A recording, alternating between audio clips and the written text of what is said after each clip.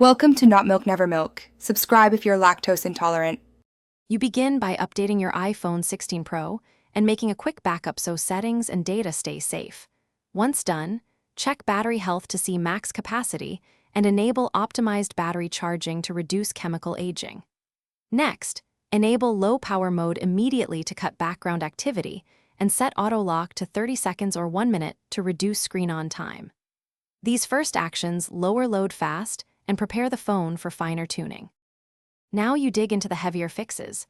Turn off background app refresh for apps that don't need live updates, because that prevents steady CPU and network use. Make sure you lower display brightness and limit high refresh when not necessary. 120Hz is smooth, but uses more power.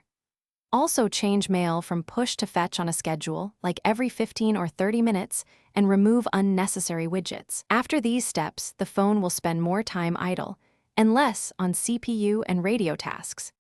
Finish by adopting better charging habits. Use optimized charging and avoid full 0% to 100% cycles daily, charging to around 80–90% when practical, because shallower cycles prolong battery life. Restart your iPhone once to clear lingering processes, then review settings right arrow battery to find top draining apps and remove or restrict them.